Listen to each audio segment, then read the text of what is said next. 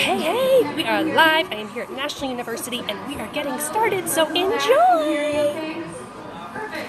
Well, I'm Lori Gans. I'm the director of SDX, so thank you all so much for being here. And a huge thank you to Mary Beth and National University for hosting us. We always do our events usually in the downtown vicinity, so we tried to come a little further north for everyone in North County. Yeah, Chuck loves that. So again, thank you for being here. Hopefully parking wasn't too much of a pain, but we've been assured that we won't get towed.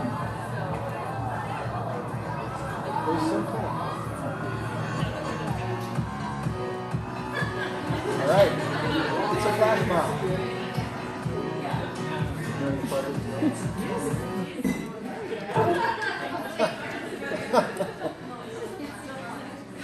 You were going to get up there. Oh yeah, I'm not kidding. Just 1 second.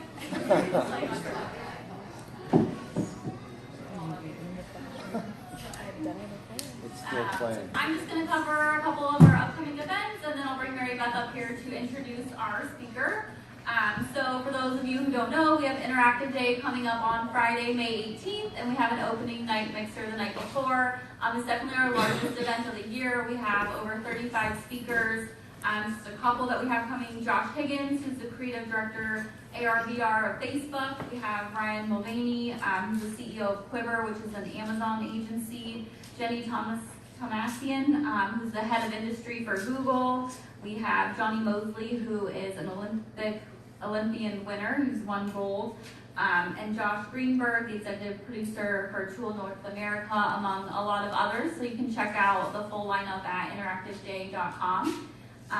So if you haven't bought your tickets, make sure to go online. Registration is open for a couple more weeks, and it does go up $50 more the week of the event, so check it out. But it's a full day digital marketing. Our 4 tracks this year are Inspire, Influence, Innovate, and Innovate, Influence, and Inspire. We're really excited too this year. We're doing the same format as we did last year, where we'll have a couple different venues around East Village, but this year we're also shutting down a block of J Street in between 9th and 10th. So it's within 3 blocks of all the locations. So that's where all the sponsors are going to be throughout the day. We'll have coffee. We even have beer for the afternoon and a DJ. So it's kind of like a block party with all of our sponsors. And there'll be a lounge area where you can hang out throughout the day. So it's going to be an amazing event. So again, interactiveday.com. And it's also on the SDX website. And then, so we also have a young professionals group, Add to San Diego, and that's for anyone 32 and under, but they host their own events throughout the year as well. So they actually just had one last night. They have an Untapped series where they go to different agencies or media companies or brands around San Diego, and they open their doors. Attendees can come in, they get to see the space, they get to see the work that's being done. Usually the CEO or creative director or other C-level exec will give a quick presentation on the work they're doing. So the next one is May 31st at Rescue Agency, and I don't know if the people have arrived yet, but I think we have a couple people from Rescue here today, so you could over here, so you could ask them about it too. It'll be a fun event. And again, you can either go to add2sd.com or San Diego X to look at that event. And so without further ado, I'll bring up Mary Beth to introduce our speaker. So thank you again for hosting us. Oh, it's my pleasure. Thank you so much. I really, really appreciate everybody being here. So first of all, I wanted to just talk a little bit about National University and just really briefly say that we are dedicated to making lifelong learning opportunities. A lot of you here have been our students. So if you have been a student at National University or are on faculty or staff, please raise your hand. Let's recognize you and say thank you. See you up there. Raise your hands. I know you guys are my students now. So thank you for being here. I'd also like to welcome our Dean of our School of Business and Management, Alfred Nikoto, okay, and also our Director of our MBA program, Dr. Ramon Corona, say hi there, and who's also a graduate of National University. So we try to make it accessible as well as challenging and relevant. And what we have is a very diverse student population here. We're learner-oriented and we are success-oriented. And I'm really glad you came here because I think this is quite a success story that we're going to be hearing today. But before I introduce her, I want to ask you a question. I just want you to think about today. What problem is it that you want to solve? Okay, so as you're listening to this about Instagram, what is it that you want to solve? So if you can start thinking about that now, I'd really appreciate that. I also have some flyers outside. These are about our program in our School of Business. We have an MBA with a specialization in mobile marketing and social media. If you're interested, we have a class starting next month. And so you can take an online course in social media here.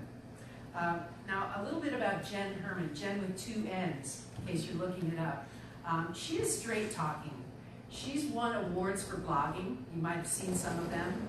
She's a speaker and a consultant, and she's also a mom to a mini fashionista. Now, I've seen this girl in her Instagram, and I just love her. She's simple, she's direct, and she gives simple things like where to put your Instagram hashtags. I mean, so simple, but where do you put them? I mean, really good advice. She's got style, she's got substance, and we're just delighted. She's a graduate of National University. She got her degree, a master's in forensic science. So she was a geek before it was really cool to be a geek, let me tell you. So we're just delighted that she could come and speak to us here. She has been a guest speaker at our courses and will continue to be. It is my pleasure to welcome Jen Herman.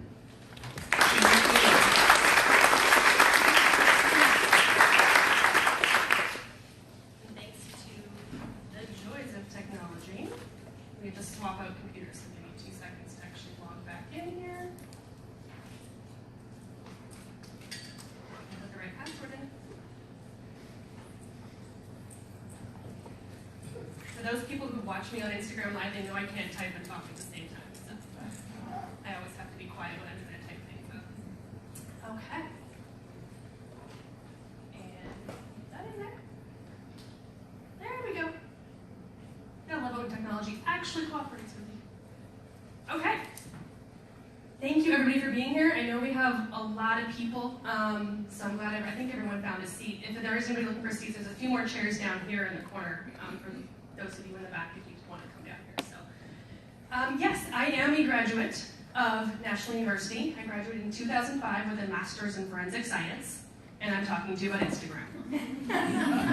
I know, it makes perfect sense. It's okay. Basically, life happens.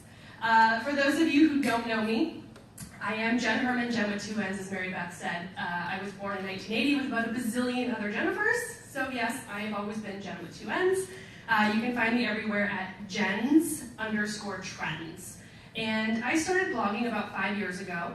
I work a full-time job. I still work a full-time job as well as doing this. And I had to overcome challenges embracing social media with a bunch of retired military, older gentlemen who did not want to understand pulling back the curtain, transparency, authenticity. And this was 5 years ago. I mean, it's so hard to convince people of that now. Imagine 5 years ago. So I started my blog with that intention. It was meant to just kind of be a hobby. It was a chance for me to kind of share some information with the challenges I overcame and how to help people really embrace social media for their businesses. In that process, all my friends were on Instagram, this tool that was, kind of taking over, and it was the cool thing to do, and all my friends were begging me to get on Instagram, and I was like, man, I'm already managing 6 social media sites. I ain't got time for one more. But if I'm going to blog about social media and do this, I really need to understand Instagram. So I jumped on the bandwagon and I fell in love with it, you guys. I love Instagram. Who here is using Instagram? Raise your hands. I love it. Like 90% of you at least. So I fell in love with the platform. And I was like, okay, this is great. How do you use it for marketing? So I went and did what everyone does, right? You Google it. Figure out what everybody's doing. What are the best tactics? Like more posts, follow more people, post more content. Ooh, groundbreaking stuff, I tell you. So I was like, okay, I have a lot of background in various things, including sales and marketing, administration, human resources, forensic science. So I was like, I'm gonna take people on the journey with me, and so I got started blogging started with blogging on Instagram by taking people on the journey. I literally was like, you can go back and read some of those blog posts from 5 years ago, they ain't so pretty. But I was like, here's what I learned. Here's what I worked on. Here's what worked. Here's what didn't work. In that process, I am now the world's forefront blogger on Instagram marketing. After 5 years, I've written well over 100 blog posts on my own website. I've written guest posts for countless organizations. I have been interviewed, I don't even know how many times, on podcasts, on TV, on radio. I come and do events like this. I do seminars, webinars, online trainings, and live events. I've also written Instagram for Business for Dummies, which came out in January, so it's actually current, even though about 6 things are already outdated because Instagram keeps messing with us. But that's the world of social media, right? So there's a lot of information out there now on Instagram. Things are always evolving. Obviously, Facebook owns Instagram, so there's a lot of changes that they put behind the platform as well when Facebook has to make changes. I don't have a ton of stuff in today's presentation about the whole privacy issue. If you guys want to talk about that during the Q&A, we will have time at the end.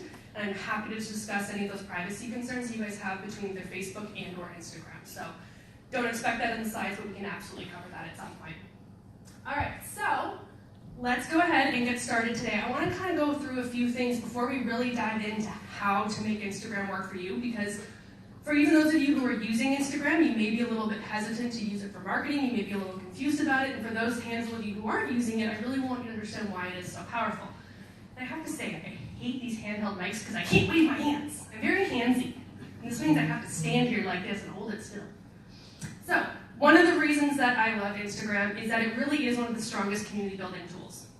And I always use a number of examples of friends of mine, literally friends, great friends, people whose houses I stay at, people who stay in my hotel room with me when we go to conferences. And we met because of a single Instagram post. I like theirs, they like mine, we shared some comments, we have similar interests, we're in the same industry, yada, yada, yada. And all of a sudden, we're besties. That is the power of Instagram. And yes, you can get that on other platforms. Twitter, you can do that. Facebook, you can do that. Absolutely, you can make online friends. We've probably all done it to some extent. But one of the reasons I fell in love with Instagram was because of the community. It's very interactive. How many people are the Facebook stalkers where you look at everything and you never like or comment on anything? Raise your hands, you're all guilty of it. It's okay, I totally do it too. Why? Because when you like something, everybody sees it. Right? The moment you like something, when your friends see that you liked it, then you have to see what all your friends like, and you're like, oh, they actually like that stuff? Ooh, maybe I don't want to be their friend anymore. So we stalk everything on Facebook.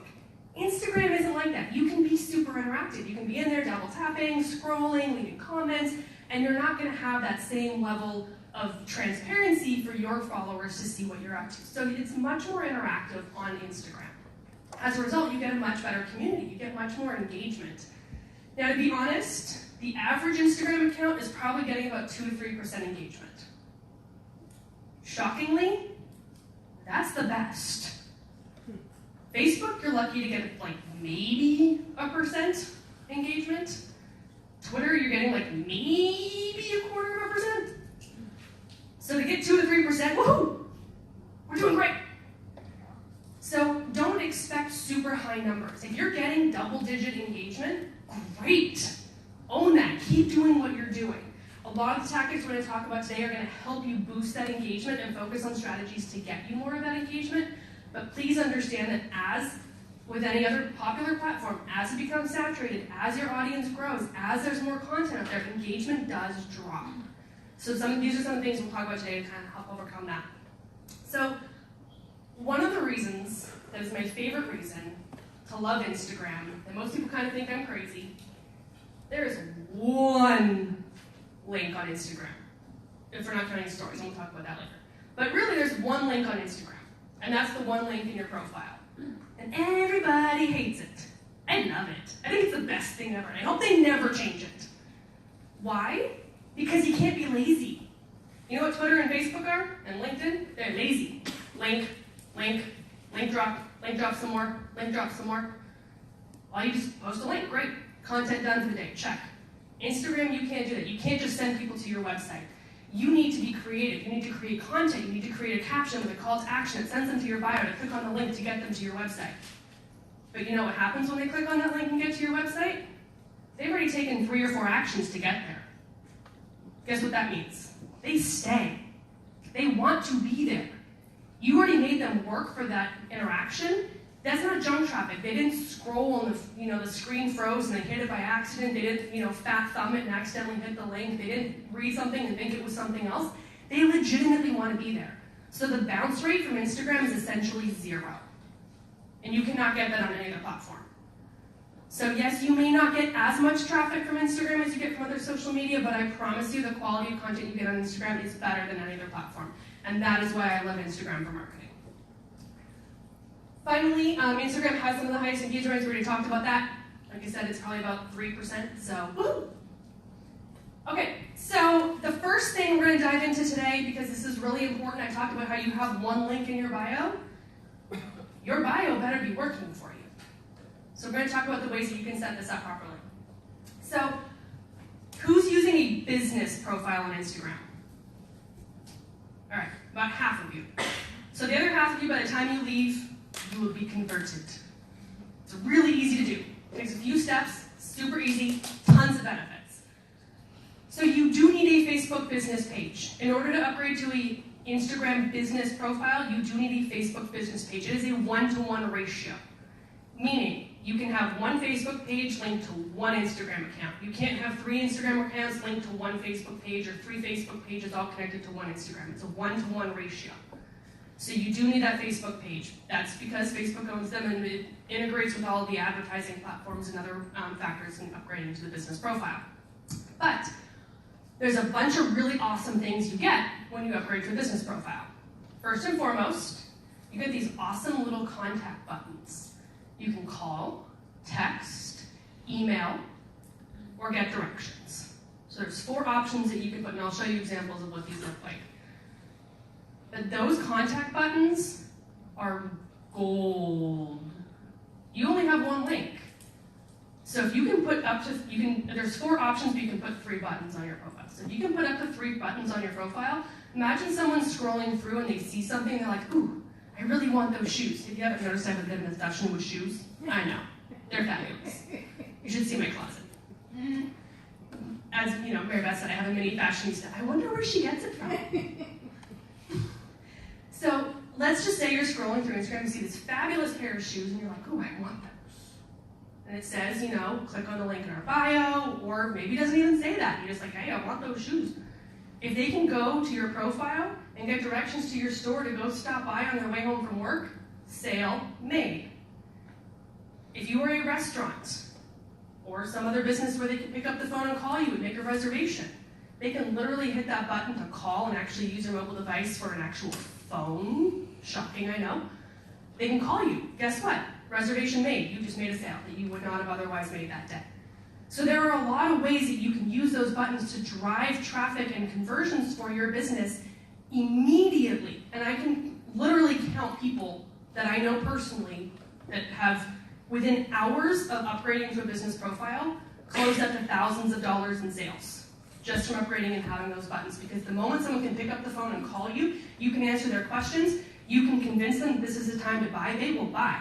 They haven't had time to go home and think about it, research it on 986 pages on Google, make a million different questions, go back and do more research the next day, and then go, yeah, maybe not. If they can call you and you can answer that question and you can close the sale, you just won that business. So you absolutely want these contact buttons. You also get an industry listing that is tied to your business profile from Facebook. So if you don't like what shows up on Instagram, you have to go back and change it on Facebook. You have no ability to change it on Instagram directly. You get in-app analytics. We're not talking analytics today because I could sit here and talk to you for 6 hours about a million things and I don't have time to do all of it. But you do get in-app analytics when you upgrade to the business profile, which tells you tons of great information, including when your audience is most likely to be online, who your audience demographics are. They'll break it down by gender, they'll break it down by geographical location, all this sorts of information. You can find out with your individual posts. You can get a ton of information, how much content or how well that content is performing, how many of those people came from your followers versus non-followers, did people come from hashtags, how did they find you, all this sort of stuff is all available from the analytics, so it's incredibly valuable to have that at your fingertips. You can boost posts, so yes, you can run ads, but you can also now boost a post just like you would on Facebook, so you can actually find any post in your Instagram account and choose to boost it and push that out as an ad. And finally, and we will talk about the Instagram algorithm because I know it's your favorite thing to talk about. It's mine, I'm telling you. But there is no negative impact. None. This is not Facebook. That may change at some point, you guys. Let's be real. But for right now, there's no negative impact on the algorithm. Upgrading to a business profile doesn't have to be scary. It's not going to reduce your reach. That's not how the Instagram algorithm works. So, here's some examples of what an Instagram bio looks like and what makes a good bio. So I really want to kind of just dive into this one here. I love this example. It's kind of cut off, but they're at The Love Bomb Co. So if you want to look them up on your Instagram right now, if you want to, you can pull them up. If not, you can just look at the screenshots. It's at The Love Bomb Co. And so you can see here they have the email button and they have the directions button, so you can go to their physical location. You can email them if you want to. So those are what the contact buttons looks like. They just have company listed in gray. That's the company listing, the industry listing that pulled from their Facebook page. So the 5 things you want to factor into when you're actually building your profile that converts. We want to make sure that you have your name and your username effectively set up. Here's a tip that most people don't realize. There's only 2 searchable criteria on Instagram, and it's your name and your username. Instagram does not look at your bio. Instagram does not look at your hashtags. Instagram does not look at your content when it searches. So if someone is searching for a keyword related to your business, it better be in your name or your username, or you will not get found in search. So for me, I have Jen Herman, Instagram expert. Sometimes it says blogger. Sometimes it says speaker. I change that depending on what I'm looking for people to find me for. If you're a photographer, put photographer in your name or your username. Those are the only 2 searchable criteria. Your username is how you are known on Instagram. I'm at Jens_trends. That is my username. When you comment, like, post, do anything, you are known as your username. So make sure that's relevant to your brand. Make sure it's easy to recognize and pronounce, because sometimes when you put those things as one big, long, run-on word, they're not so easy to recognize. Or they might come out looking a little bit different. We've all seen some bad examples of those in the press. So make sure you think about what your username looks like when it's written out. Does it have a good search word in it? And then put whatever else you want in your name. They don't have to be the same thing. Your profile photo should be a really good quality photo, and realize that it's going to get really, really, really tiny. It's like this big. So what may look really cool on your computer as this awesome photo, when you shrink it down to a little itty bitty tiny, like less than ½ an inch diameter, it may not be recognizable. It may look completely different. So you really want to think about what that profile photo looks like when you're shrinking it down that small. And try to put people in the photo if you can. People connect with people, not with logos. So if you need to use a logo, that's okay. But if you can put people or something personal in that profile photo with a text overlay maybe of the logo, that's a better way to connect with people. That being said, because there is such a limited search capability on Instagram, you do want your profile photo to be consistent with your other social media platforms. So if people know what you are on Facebook, or if they know what you are on Twitter, and they recognize that profile photo, you want the same or something very similar on Instagram, so when they see it, they are guaranteed to know that it's you. If you have a different profile photo on every platform, it can be very confusing for your audience. The bio description, this is key, you guys. This is super, super key. The only time someone will look at your bio is the first time they come to your profile. This is your 30-second elevator pitch. This is your why are we awesome, why should you care about us? People might come and read it once in a while afterwards, but they're only reading it because maybe they want to try to find the link, or maybe they're looking for specific information you told them to check. Really, the first time they're ever going to read your bio is the first time, or the only time they're going to read your bio is the first time they come to your profile. So we want it to be amazing. If you're horrible at writing copy, have somebody else write it. I actually didn't write my own bio. Someone actually wrote it for me because I'm horrible at writing my own bios. I can write your bio, great. Can't write my own because we're horrible at talking about ourselves. So run things through other people, run things through other options to be able to get some insight for what works. You have 250 characters for the bio. I love the Love Bomb Co. because this tells them who they are, what they do, why they're awesome, and why you should follow them. It has all the key factors in one simple bio. So first of all, it has all the little hearts, and they change this regularly, so it looks different than this right now, but this was a screenshot I grabbed a while ago. So they have boom, you just got loved. That's actually their tagline. They have we spread love Monday through Sunday, so that's what they do. They're spreading love with various content. They create products of positivity with a touch of profanity, which is why I love them. I have a coffee mug that says, I'm going to manifest some cool-ass shit today.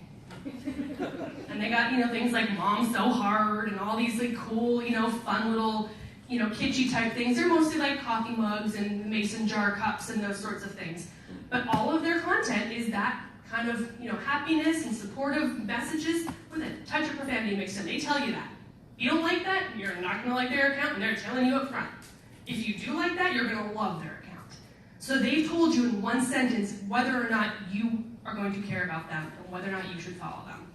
And then finally, they have hashtag the Love Bomb Code, which now you can put hashtags in your bio and they are clickable. This is a new thing in the last few weeks. Please do not go crazy. Let's be realistic. Don't go dropping in 10 hashtags, people. No, no, no, no. I want you to think about this strategically. Hashtags in your bio don't make your bio any more searchable. Your bio will not show up in a hashtag search because you put your hashtags in the bio. So that's completely irrelevant.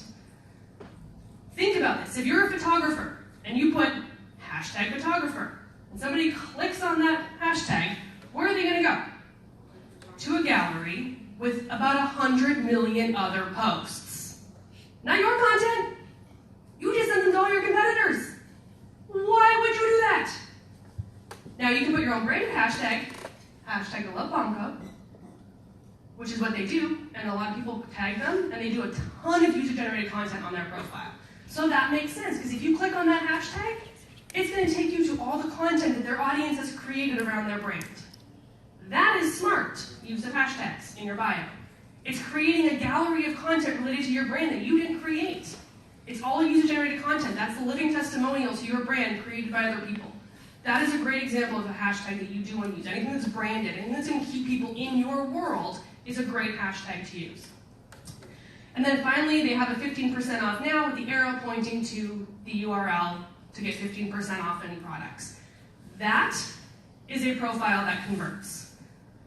So if you need a screenshot of this, if you need to look them up on your Instagram and remember it, please by all means do that.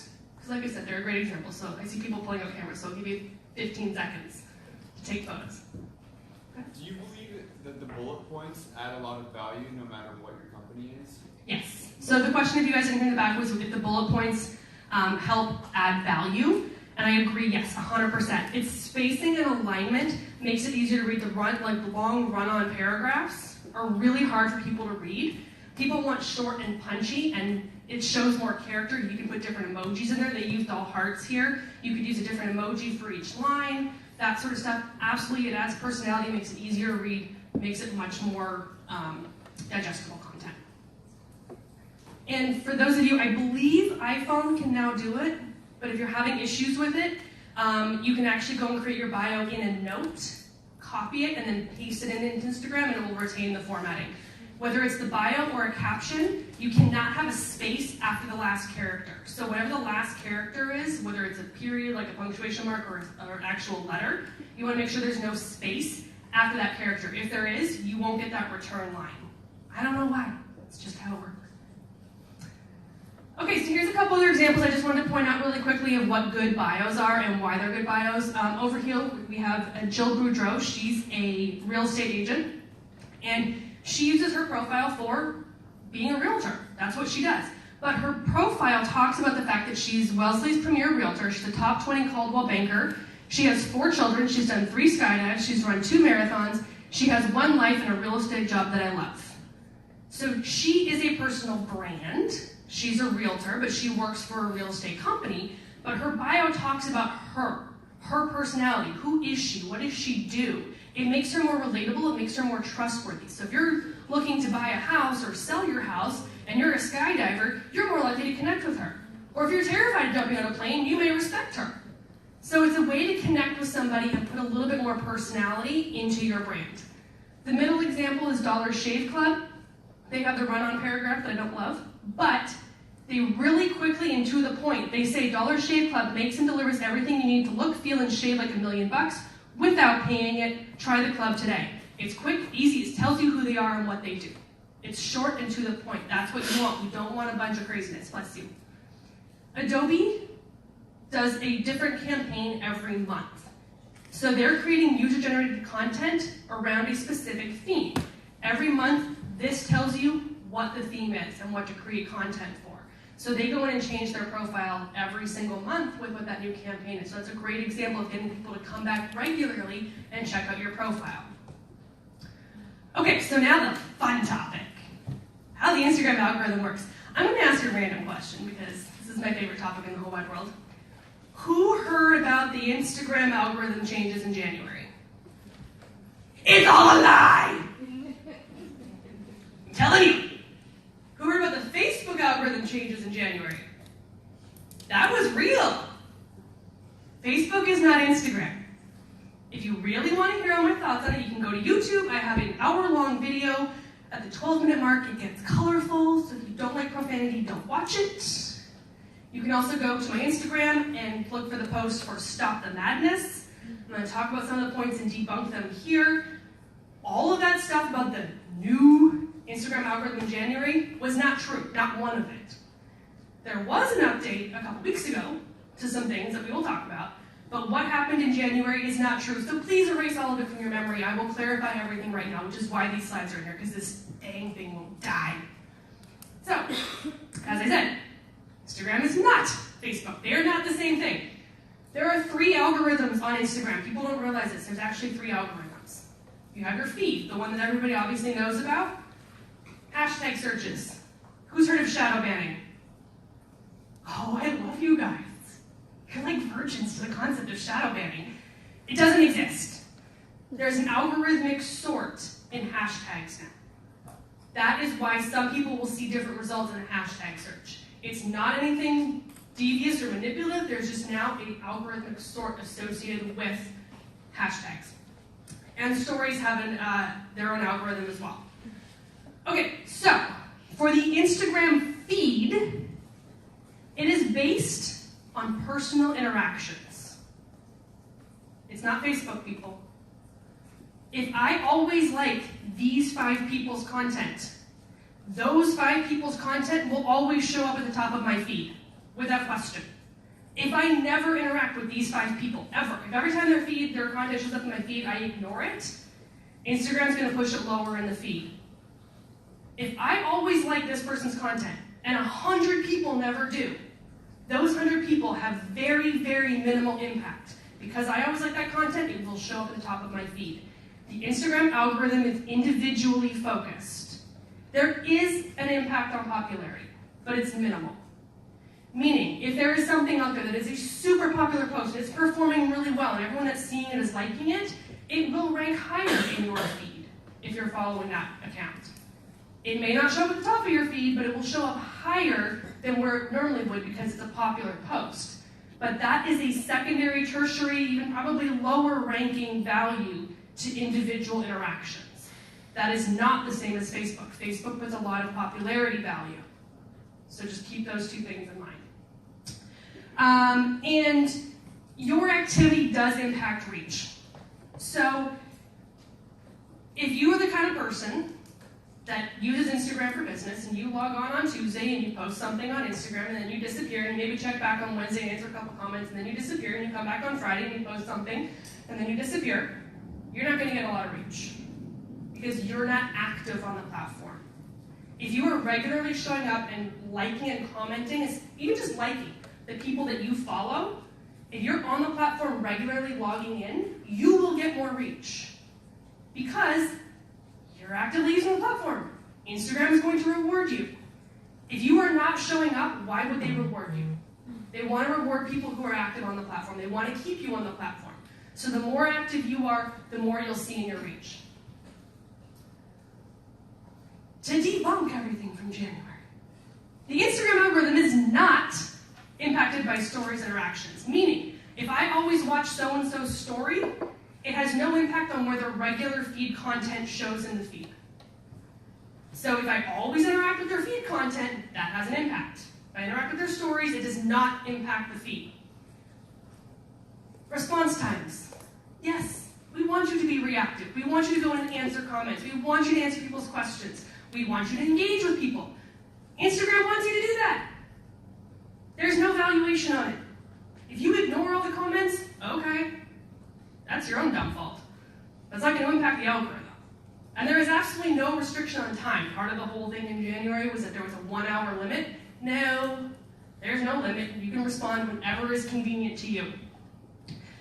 There's no impact on editing and deleting. You can edit, delete any post you want, anytime you want. I don't recommend deleting photos. You can actually archive them, which removes them from your feed and just puts them in the archive folder on your account that nobody else can see. That way you retain the analytics on them. If you wanted to reactivate them, you can. This is great if you're running contests. Archive them when the contest is over. Don't delete them. And you can go in and edit. Did you make a typo? Did you want to add something? Go in and edit. You can do anything you want. That has no impact. And hashtag usage. We're going to talk hashtags later. You can use up to 30. That has not changed. If you heard that you can't use more than 5, it's total BS. You can use as many as you want, up to 30. And in terms of the algorithm on Instagram, again, it is not Facebook. Absolutely no content is hidden on Instagram. Every single post you share has showed up in the feed of every single person who follows you. Did they scroll far enough to see it? Probably not. But technically, it was there. Facebook will selectively hide content and only show you content it wants you to see. Instagram, if you scroll far enough back, you will see every single post of every single person you follow. Nothing is actually hidden. So I do want to make sure you guys understand that distinction. In terms of the hashtag algorithm, sorry, go ahead. Will they keep moving it down if more content? So if that post isn't relevant, will it keep moving down, or does it move and then? So the question was if the content will keep moving down in the feed. No. Where it is ranked is where it will stay. So if your post was here, and then someone logged in and they scrolled, they would see that there. If they come back in later, they get to that same point, that piece would still be there. It will resort if you didn't see it. It would resort higher possibly if they wanted you to see it, but it won't rank lower over time if you're not looking at it. It'll stay where it was. So in terms of the hashtag algorithm, again, it's based on users' preference and interaction. If you always like and interact with dog posts, you're going to see a lot of dogs in your Instagram searches, your hashtag searches, even if it's not technically related. So let's just say I posted a photo of a dog and I put hashtag entrepreneur lifestyle. What does a dog have to do with entrepreneur lifestyle? It's up to you. Absolutely can. It could be your office mate because you're working from home. Totally relatable. So, because there is artificial intelligence working in the background, Instagram will recognize a dog in the photo. Meaning, if you follow and look at the Instagram or the entrepreneur lifestyle hashtag, you may see that dog-related post that somebody else wouldn't see because you interact with a lot of dog content, and the AI recognizes that and it's going to put that in there, where someone who never interacts with the content with dogs in it may not see that post. So this is how the algorithmic search works, as well as a popularity ranking and that sort of content. So what is going on in your hashtag results is going to be different than someone else's hashtag results. This is relatively new in the last probably 6 months to a year. It used to be you could go in and everyone saw the exact same thing in chronological order. Now that's not necessarily the case. They're still in their chronological order, but there is an algorithmic sort, so you may not see all the same pieces other people see in a popular hashtag. The popularity is based on popularity from followers and non-followers. So if all of your followers like your content, that's great. But if no non-followers like it, it's not a high-ranking popularity. The more non-followers that like your content, meaning the more hashtags you have, the more exposure you have, the more opportunity you have for more people to see your content, that ranks the higher popularity. So you want followers and non-followers to increase that ranking for popularity. In terms of the story algorithm, when you log into Instagram and you see the stories across the top, all those bubbles across the top, those are sorted based on your preference. If you always look at so-and-so's stories, you're going to notice they show up in the first place in the Instagram story feed. That is based on your interaction. Otherwise, afterwards, or if you don't normally interact with them, it's chronological. So it's typically chronological, but if you're always interacting with certain people's content, they will bump those higher. Live will usually bump higher. So for example, I'm live on Instagram right now. People that log into their Instagram will most likely see my profile photo in the stories with a little live icon because I'm live right now. So that would rank higher than other people's. Not necessarily, but in general, that will help boost your ranking. So if you're not using Instagram Live, you totally want to be doing that. That's a whole other conversation. Okay, what is working now? So we're going to dive into some of the tactics and strategies that you guys can be using on Instagram right now. And I know I'm giving you guys a ton of information. I love to fire hose you guys with content. So if at any point you want to grab screenshots of this, you are more than welcome to. So what is working now on Instagram? This probably sounds a little counterintuitive. Less content. There's a lot of people there saying the other things. There's a lot of people out there saying post more content. They're saying post 2 or 3 times a day. I say hell no. I say like 2 or 3 times a week. So it's honestly, you guys have to think about this from a saturation point, okay? It's turning into Facebook. We, the marketers, this collective group of really super smart people, have ruined social media. We create more content and more content and more content and more content to combat the things that are going on social media that the rest of the people in the room are then doing. So we try to overshadow them by creating more content, being louder. And what does that do? It drives everybody crazy. If you think about it from a mathematical point, if you follow 5 people that each post once a week, that's 5 posts. If you follow 5 brands that post once a day, or I guess there would be, what did I say, 5 people once a day would be a total of what? What's 5 times 7, 25? I can't count. No, that's not right. 35, thank you. My math is faltering today. But if you have 5 brands that you follow that are posting every single day, then you're creating essentially 5 times the content, right? Following the same amount of people as you are following brands, and they're creating 5 times as much content. That's a lot of content that has to be sorted through.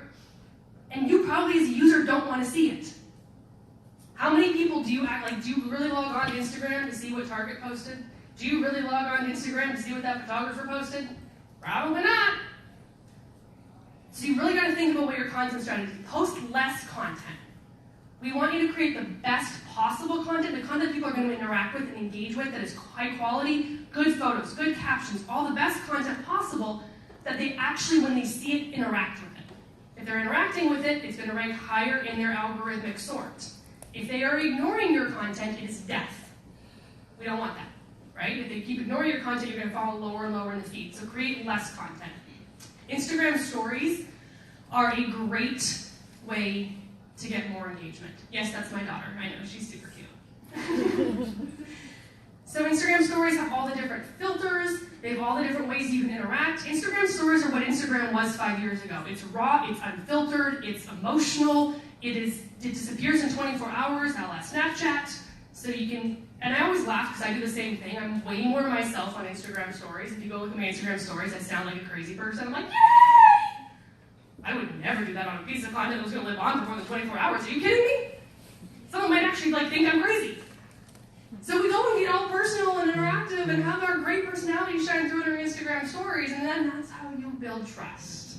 People get to know the real you, the real voice behind your brand. So you can absolutely use these, use the text overlays, put information in there. You can have links if you are a business profile with over 10,000 followers, in which case they can do the swipe up. And you can send that link to anywhere in the World Wide Web. You can go to your Facebook page, you can go to anywhere on your website, you can go to your YouTube channel, they can go to anything you want to send them to. Any product page, anything like that. So that is a great way, if you have a business profile with over 10,000 followers, to be able to drive traffic with links.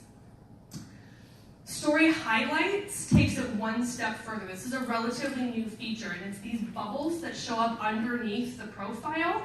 These are highlights. You can take any story that you have, and this is not just for business profiles, anybody can have this.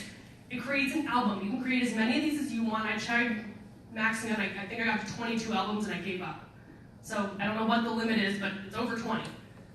And you can create this content that you take any story and put it in a specific album. So if you have a product line, you can have a different highlight for each product. And if you have over 10,000 followers and have a link on that, that link stays with the story when you dump it in the highlights. So now you've created a product gallery.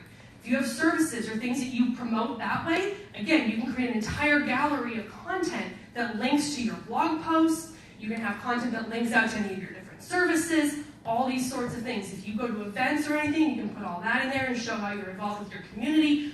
There's a lot of creative ways that you can do this. These are just 2 examples of friends of mine that have done it. They got creative to create these images. You do have to create a story with an image in the center, and then you pin that as your cover, which is how they get all these pretty cool, fun-looking things. Don't look at my Instagram story covers. They're horrible, because I'm just too lazy to get around to doing this. Every time I think about it, I've got a bunch of other stories, and I don't want to just like throw them in there. So, but this is something you can easily create, or you can just have it be one of the first photos or content that's in there. In general, in terms of Instagram, photos perform the best. People still love Instagram for photos. They keep trying to push video. It's okay. If your audience is conditioned to watching video, it will work. They will use it. They will watch it. Instagram stories, videos are great. Use videos as much as you can in Instagram stories, but in the regular feed, photos always outperform videos, which outperform carousels. Carousels are the multi-image posts. You can do up to 10 photos or videos in one post, and you can scroll through like a little carousel ad.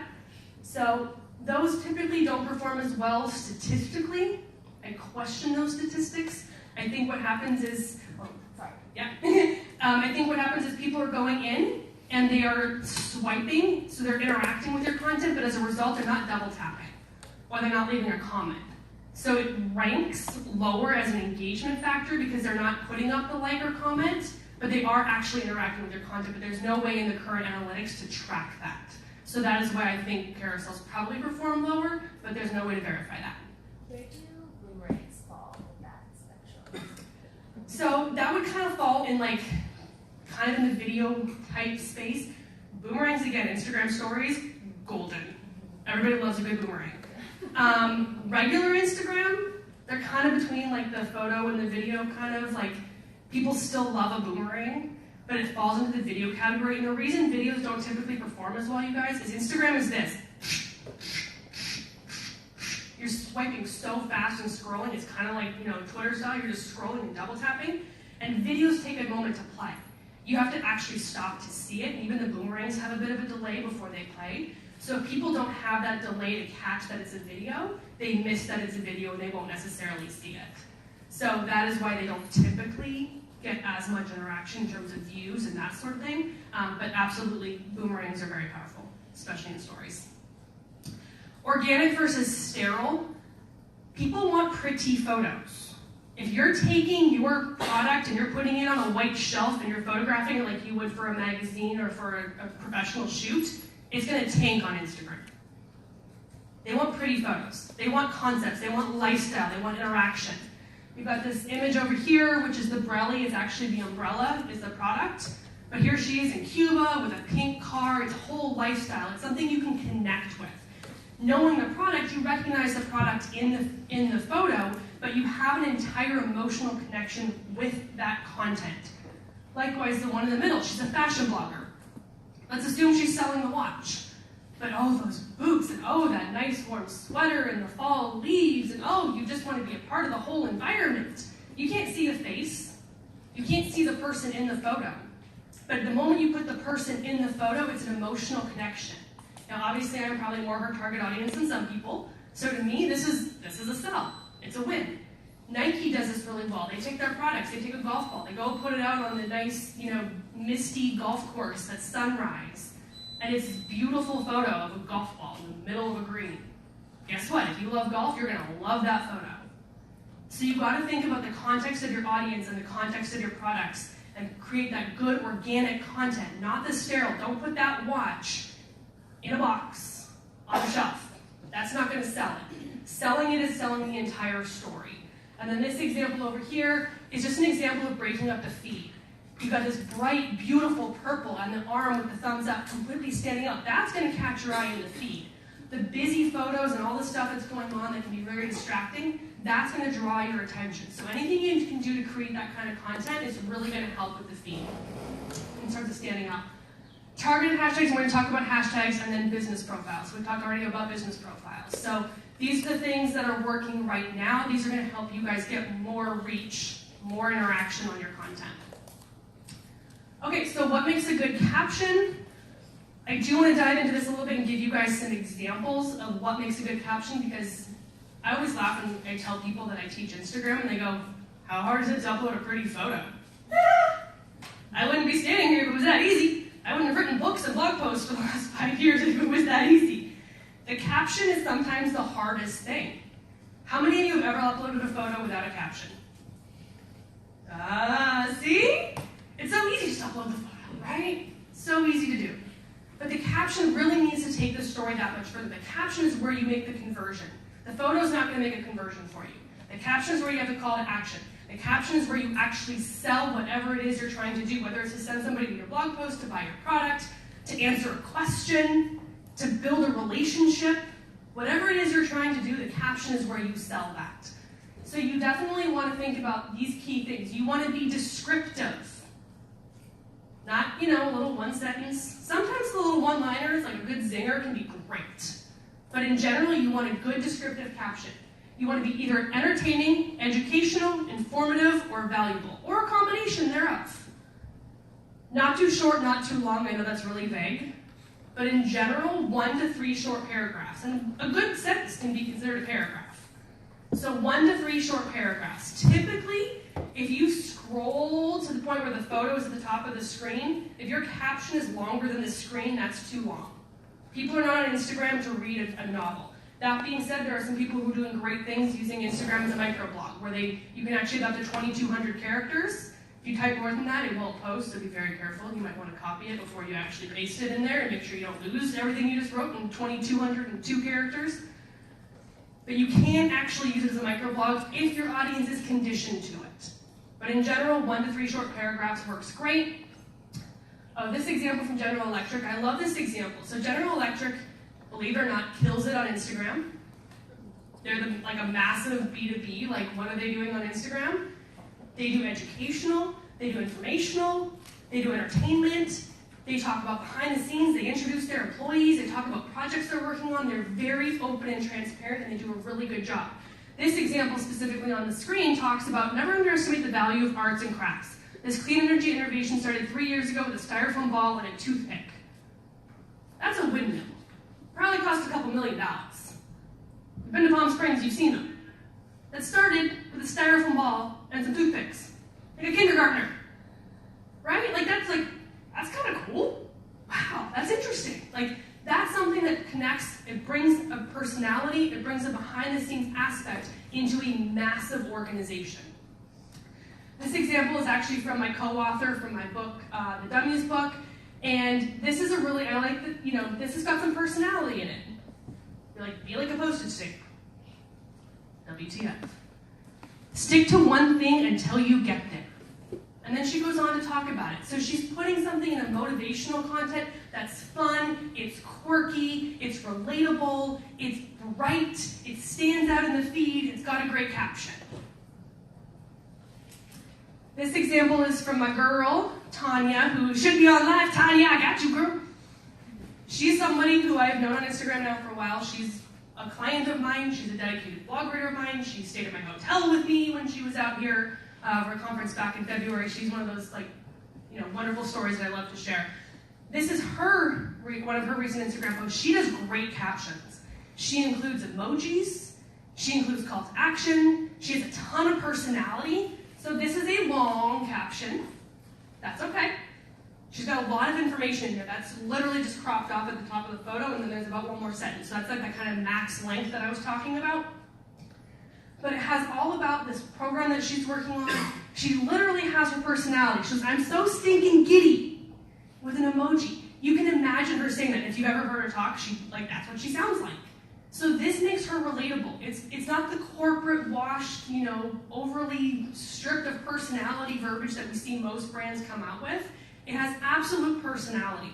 So find ways that whatever your brand voice and style is, that you can incorporate that. And I don't care what organization you are, I don't care how big of an organization you are, you have a brand voice that you can use in Instagram. TSA, anybody following TSA on Instagram? Yeah, you are. Go follow them right now, if you're not. Seriously, amazing.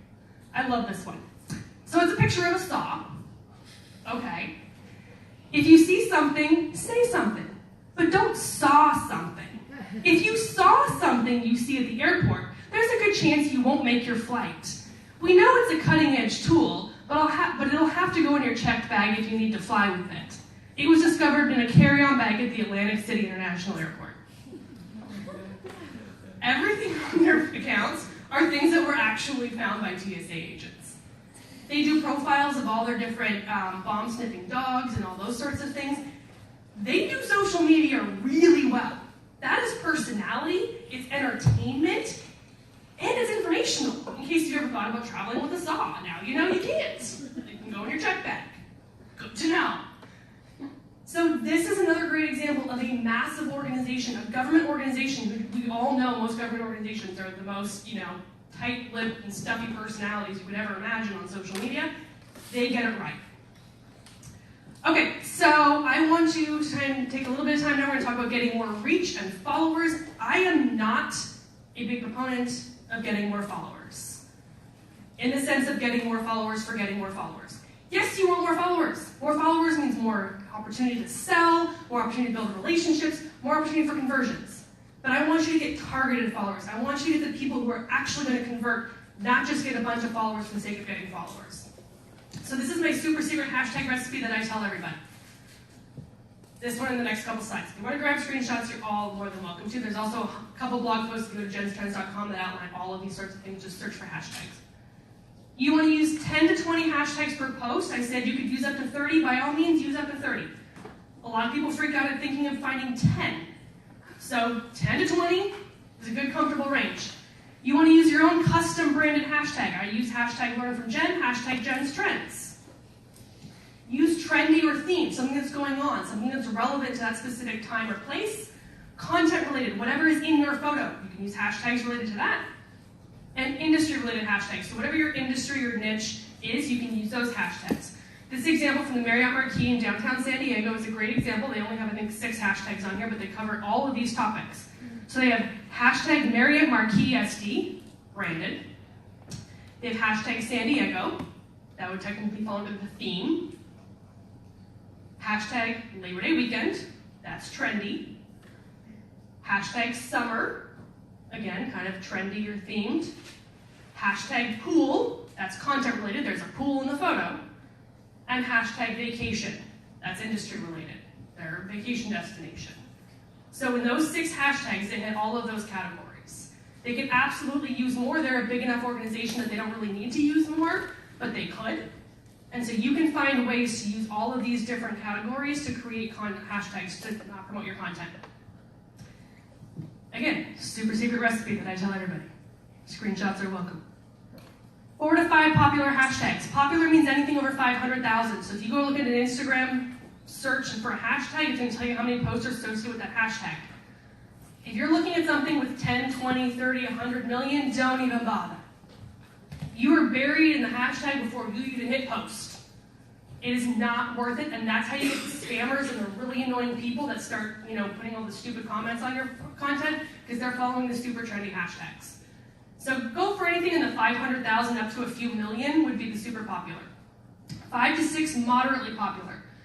Those are anything in kind of the, tens of maybe like 50,000 into the 500,000 range. 2 to 5 niche specific. These are super targeted to your industry. These are exactly what people want to find you for. And then 1 to 3 branded hashtags. Those are your own unique ones. So for example, like I said, I use hashtag Jen's Trends, hashtag Learn from Jen. The example I gave you, the hashtag The Love Bomb Co. That's your branded hashtag. This works because this gets you the popularity in the Instagram hashtag searches, which gets you higher ranking in specifically the niche specific. So you get an initial burst of activity from the popular ones. The moderately popular keep your content active for hours into days. The niche specific, all of a sudden Instagram goes, well, all your followers liked your content. You got an initial burst of activity from a bunch of non-followers. Your content has stayed active in hashtag searches from non-followers. You must be pretty darn good at this whole thing. We're going to put your content as a top post in the niche specific ones that are not heavily dominated by other content. So your niche specific are going to be ones that you specifically want to be found for. If you are a San Diego wedding photographer, that is a niche specific hashtag. Still very popular. but that's very niche specific. It's not photographer, it's not wedding photographer, it's not wedding, it's San Diego wedding photographer. Meaning, if you're a high performing post and somebody literally is looking for a wedding photographer in San Diego, and they look for that hashtag, they're gonna find your content. So you wanna find those combinations to create that search